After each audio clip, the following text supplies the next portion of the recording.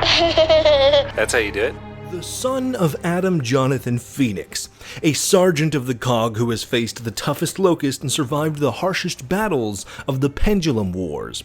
Marcus Michael Fenix, face and protagonist of the Gears of War series, at least the most prominent protagonist across them. But is he actually a hero? In the traditional sense at least. He's regarded as a war hero, so tremendous that his family name is taken as the symbology of the cog once they move on from the Locust Wars.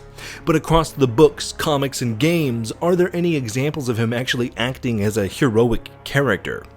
That's exactly what we're here to do, all you beautiful ladies and animals. And real quick, I just want to give a shout out to all my gorgeous members and patrons who you can enlist beside for just $1 a month. And if you want to know more about the perks, stick around until the end of the video. Now, what exactly does hero mean in this context? Obviously, Marcus isn't the kind of hero like Batman or Spider-Man. He's not super, he's just a soldier.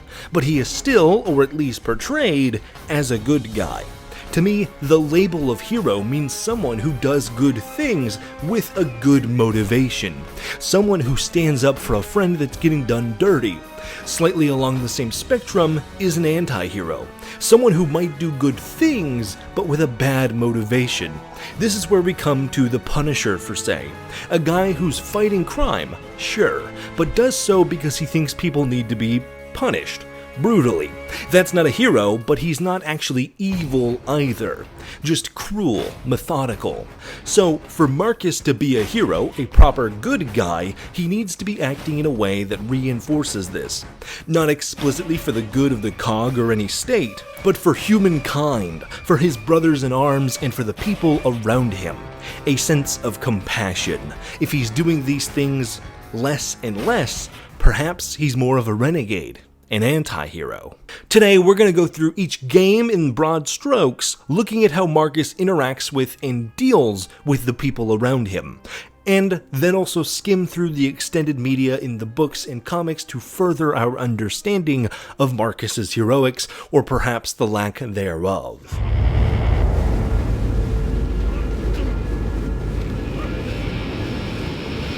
Right off the bat, I'm just going to knock out a few appearances of Marcus that neither support or hurt his case for being a hero. Times like in Judgment, where he's in the story in voice only for a total of 2 scenes, or in Gears 4, where he's acting more as a guiding force for the plot.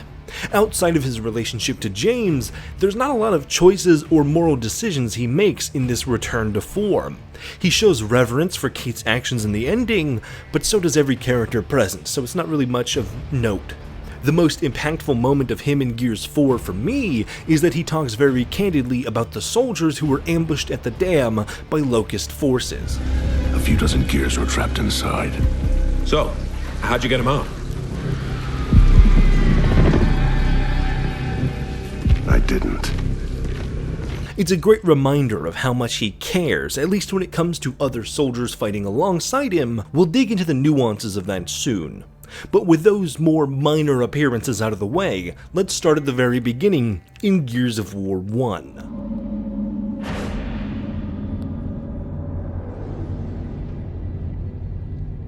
In the first Gears game, Marcus and a lot of Delta Squad are kind of all over the place. This story comes from a time when Sarah didn't really exist. I mean, now of course it does, but in 2006, so much has changed. Adam Fenix didn't have his death faked by the cog, he was killed by Rom. Marcus and Dominic weren't really brothers in arms, but old compatriots.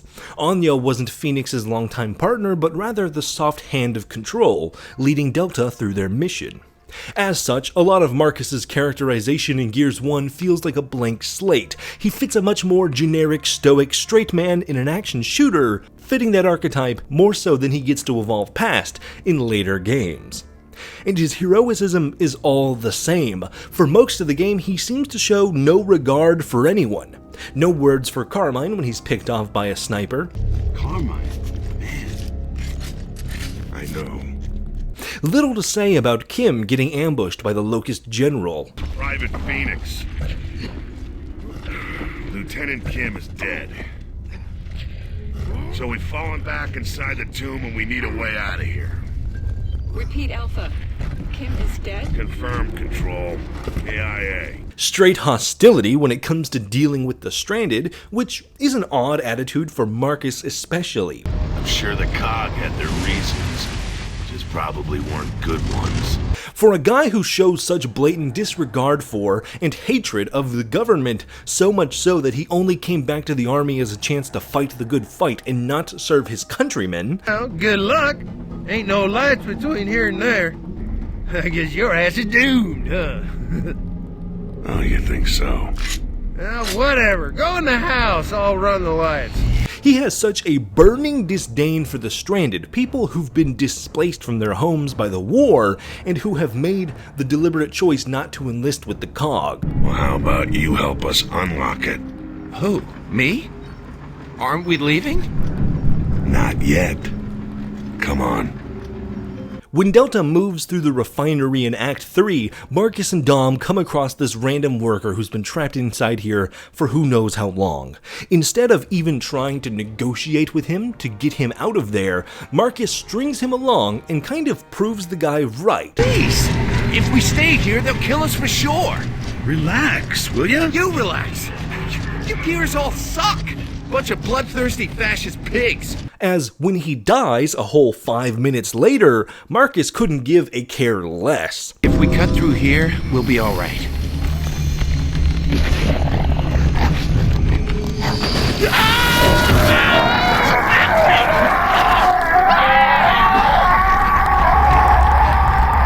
Shit, he's gone.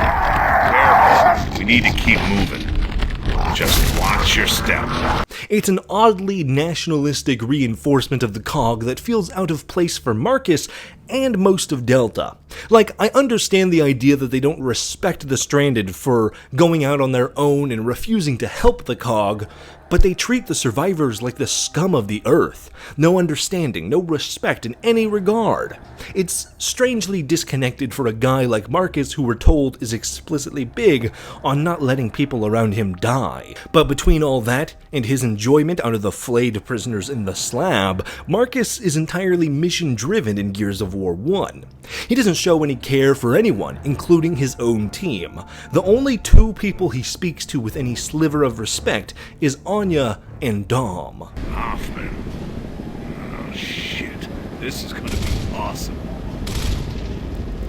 I think it's clear enough to say that as of Gears 1, while he's the protagonist and a good soldier, he's not a hero, not even really an anti-hero, but simply a soldier, very fitting for the generics of his character in these early years.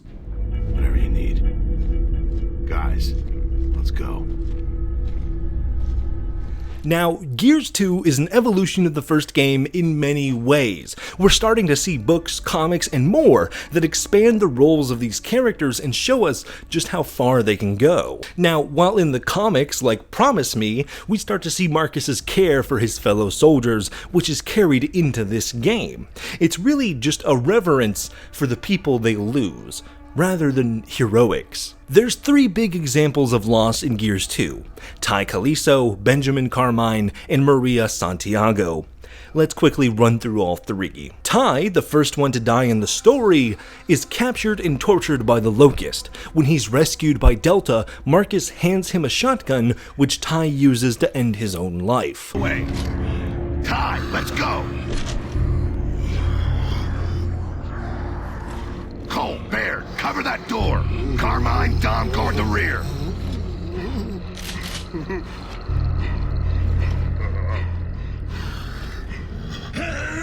Ty! No!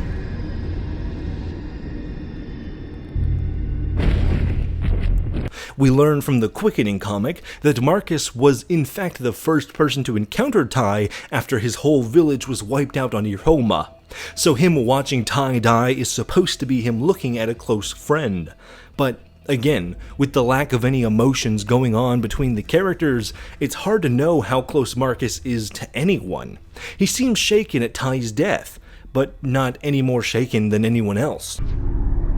He survives everything, doesn't he? Let's just get the hell out of here. He's just quieter about it.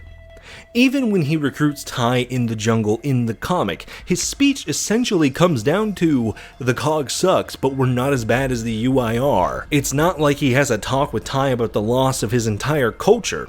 Same as before, Fenix is all business. Now, Carmine is an even more staggering character. Benjamin is a rare case for Gears, being a young kid who's brand new to the army. Even besides his youth, Marcus doesn't go easy on him. At least at first. When Carmine comes to Delta, he's a bumbling little moron. He can't reload his rifle and he's hiding from the fight. Area I was guarding got too hot, Sergeant. These Gears rounded me up to fight, sir. So why aren't you out there fighting? Reloading, sir. I still don't have that trick down. Marcus gets onto him for this, and they push forward through Operation Hollow Storm. Once they're in the deep of the hollow and Benjamin is both holding his own and keeping up with Delta, Marcus goes a lot softer on him, telling Dom to back off after... You know the helmets have a filtering system on them, right? If you wore a helmet, then you wouldn't have to breathe in the dust. Yeah, but I wouldn't see snipers so well then, would I? Making fun of Benjamin for having his brother die in the field? That's fucked up, Dom. Cool it, Dom. And then also just hyping Benjamin up and giving him praise for doing a good job. This is probably the best case in the whole game for Marcus's compassion. He's rough at first, but as he sees that Carmine is actually a capable fighter, he gives the recruit his well-earned flowers. It's the mark of a good leader. I made it! Rook, you did good. And then, he does seem to actually give Benjamin a lot of care, kneeling beside him in his final moments after being eaten alive within the Riftworm. They talk good about Benjamin before never mentioning him ever again. Carmine was always talking about fire. You would have loved that thing. Yeah, and burned our asses with it. God, I'm glad I'm not making this video about Dom. Dom! Dom! Dom, wake up! Now, the final big death in Gears 2 that Marcus is around for is Maria Santiago, Dominic's wife who went missing sometime after E-Day, and Dom has been looking for ever since she disappeared. Earlier on in the game, Santiago makes it painfully obvious how much he absolutely cares for Maria. I mean, it's the guy's wife. Marcus even shows the slightest amount of concern for his teammate. As they go underground, Dom has Marcus promise to look for Maria if he dies, and Fenix immediately agrees. This all sounds good, but unfortunately, there's a big but attached here. Once they're deep in the hollow and they find the Highway of Nexus, Marcus suddenly becomes hyper-mission oriented. They've seen eyewitnesses directly tell them where Locust prisoners are being held and need to make just a short detour to look around in case Maria was taken by the grubs. But the captured ones, the Locusts have been taking them towards Nexus? Probably. Or the work camps along the way. How do we find them? We have no idea if Maria's down here, and I need to know. You don't have to go with me, all right? Damn it. That's just gonna get us both killed. Marcus, staring at his brother in arms, a guy he's known since they were in grade school, whose brother died in front of him. The guy who threw away his military career to vouch for Marcus when he was on trial for high treason. He then tells Dom they don't have the time. It would be too much of a detour for their mission. This is it, Dom. This is everything we've been fighting for. Yeah? Well, Maria's everything I've been fighting for. She's my fucking wife, all right? This is insane. We're not talking about some one-off side character. Just an hour ago, he told Baird and Cole to take a small herd of Stranded to the surface so they could get rescued. All right, Cole, Baird, I want you to take these people up to the surface. Dom and I will continue on foot. What? But They're gonna die otherwise. So he could spare 2 whole men to go on a side quest, but when staring at his best friend, who is pleading for Marcus to help him come look for the mother of his dead children and the last family member he has left, when Marcus himself left behind a mission to go and try and save his own dad, which Dom happily joined along for, he tells Dom that it would be too much of a detour. I'm sorry, the moment is so sweet and the revelation of Maria's and Dom's sacrifice is such a moving piece in a video game, especially for a game from so long ago. The acting and the music is just the best of the best, and always brings a good tear to my eye.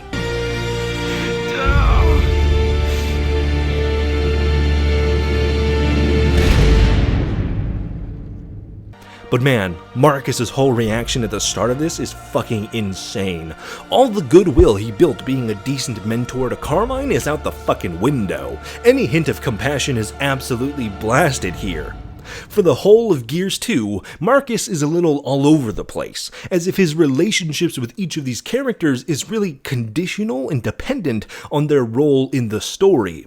But it doesn't come across with a level of consistent respect. I could somewhat feel the argument to call him an anti-hero at this point, offering more compassion than being straight up soldier man, but with Dom's plight being the most poignant example in the game, I feel like his all-business attitude is really holding him back. It was always his work my father cared about.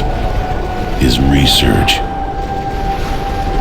Now, with a whole host of books and comics going into Gears 3 and the character writing of Karen Travis giving the slate of characters new life, motivations, and personality, many of the Gears we've known and loved are very improved upon into the third entry, and this remains true for Marcus.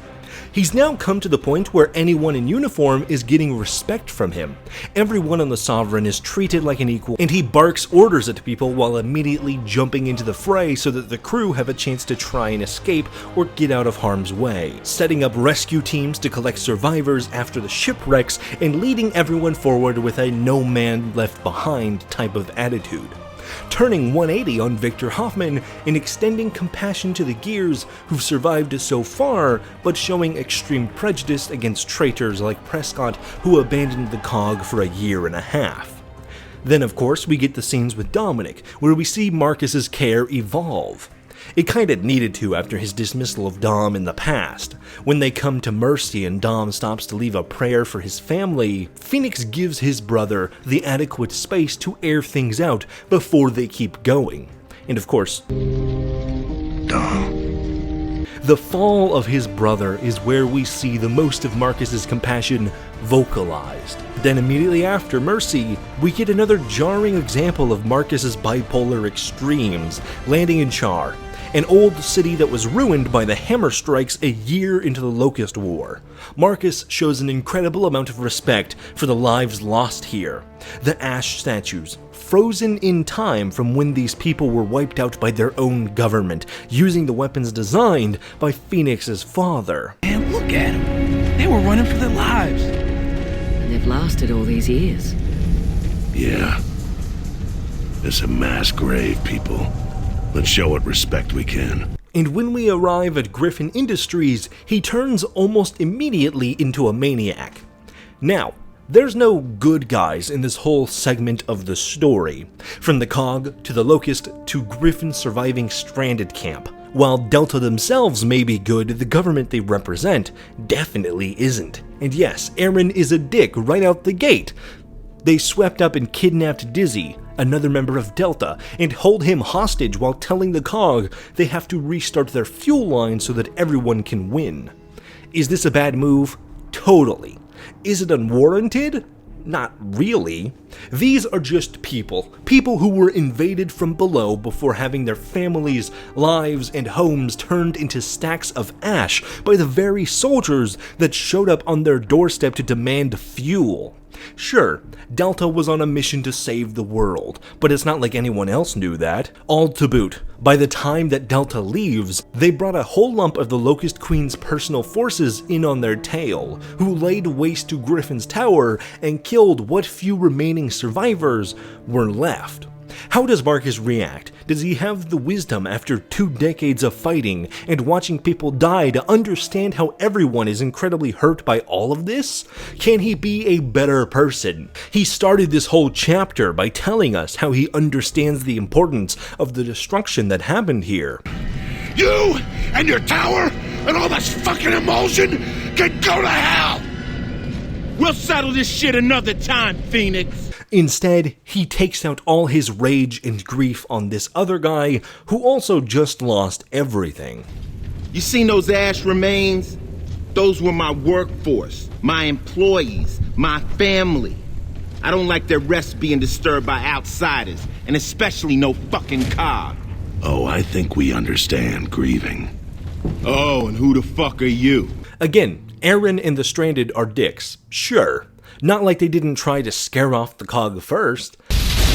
Look out! You fucking amateur! You think you can scare us off, huh? We're gears! Save your breath, Jace. Come on.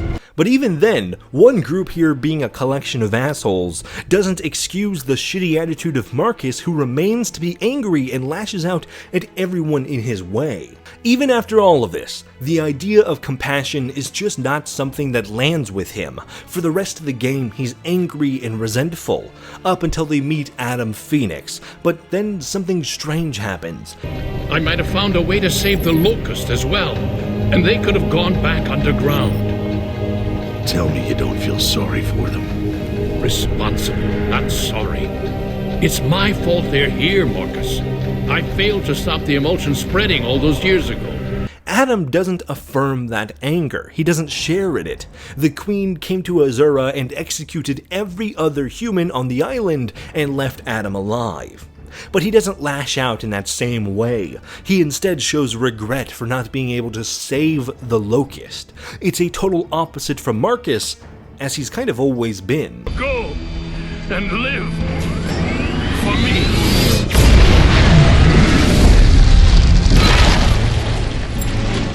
Through to the end of the trilogy, Marcus is simply full of the anger and resentment he needs to get the job done.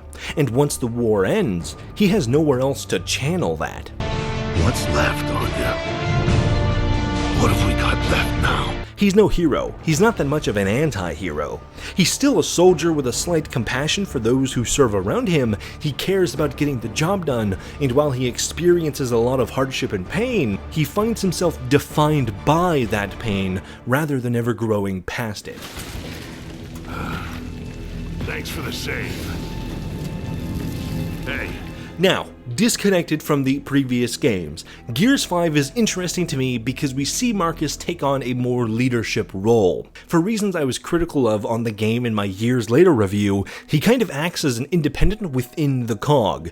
He's a sergeant again, but also just does whatever the fuck he wants, arguing with Jin, the minister of the cog, holding her and the Onyx guard beside her at gunpoint, and generally just doing whatever he feels like, as the rule of law seems to not exist for any character that spends some time in the limelight. But aside from the issues of stakes and seriousness in the rest of the cast, Marcus in Gears 5 is the softest he's ever been. It's like TC saw how depressed he looked in Gears 4 and tried to pull him out of it, changing him from a pissed off drunk vet into the grumpy uncle. At least he offers a lot of sympathy, mainly towards Kate, trying to help her with her nightmares. And then of course we see the depth of his compassion hit the most at the end of the game, if Del is the one who dies to Reyna. Marcus, who has also lost his childhood friend twice before, is able to console his son in a dark moment, and probably the closest when it comes to him on screen being personable and really sympathetic. Hey.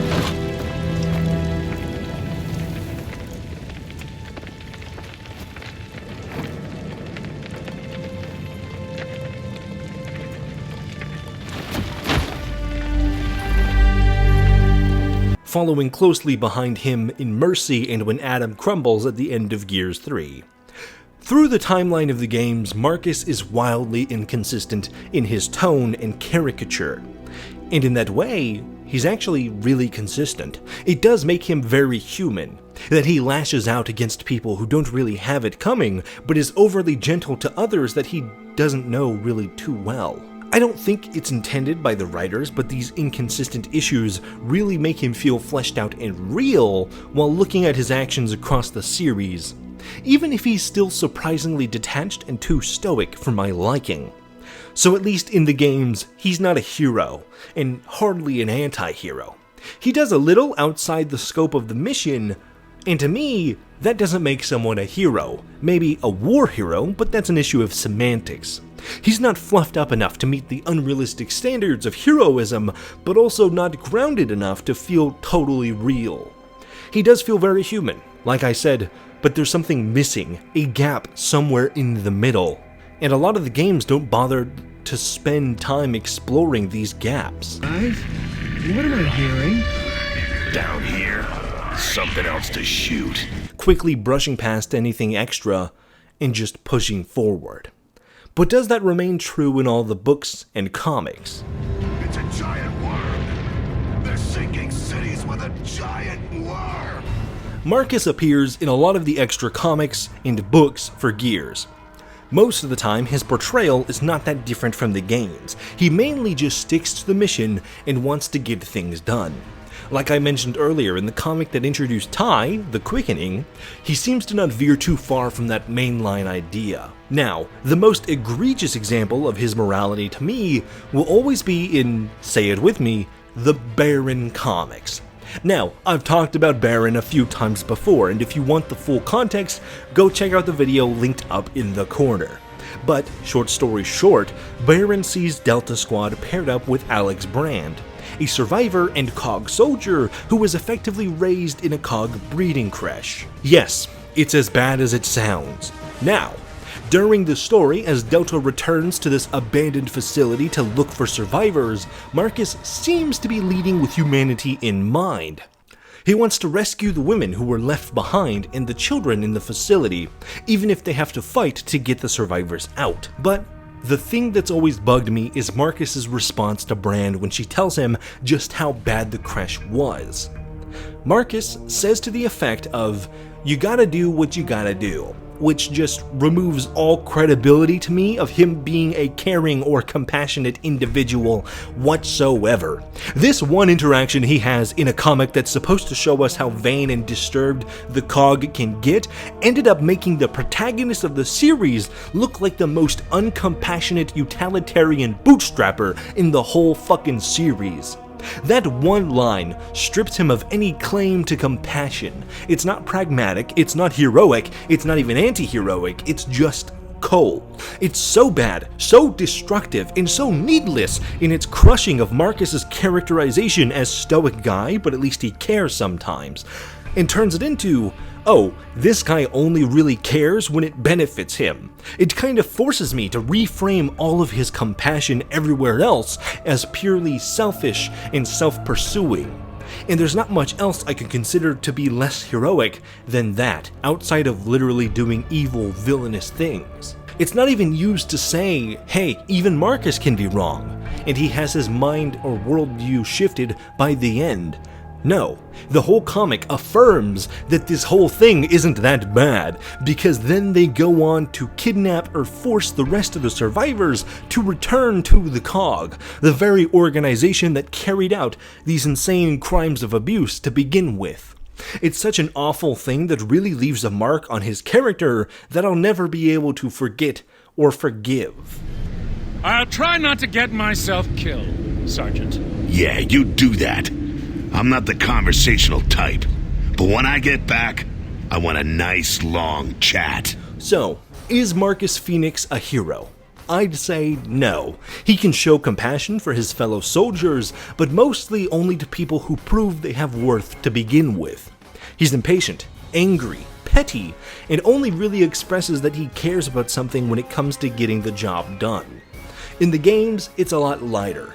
Typical action shooter stuff. But if we factor in the books and comics, even those that do a better job of making him seem like he cares, such as in Jacinto's Remnant where he steps in to protect a man being jumped, it's only really an action he takes to prevent another micro-war from breaking out. And that's not to mention the extremes of how depraved his moral compass can be if he's in the hands of an author that truly doesn't understand the gravity of the utilitarian philosophies they're writing about. Marcus Fenix is no hero. He's barely an anti-hero, if you could call him that. We find often in Gears of War that the greatest threat to humanity has always been their inner demons, and even when you're the face on the cover, that rings true even still. This might be a one-off video, but let me know down below if you'd like more character deep dives in Gears of War, or even another series. As always, I want to give a gigantic thank you to all my beautiful members and patrons who you can join for just $1 a month. Get videos early, your name here on screen or read aloud, as well as getting to vote on upcoming videos. Stay cool, have fun, and be awesome. Buster out. Bring it on, sucker! This my kind of shit! Bring it on, sucker!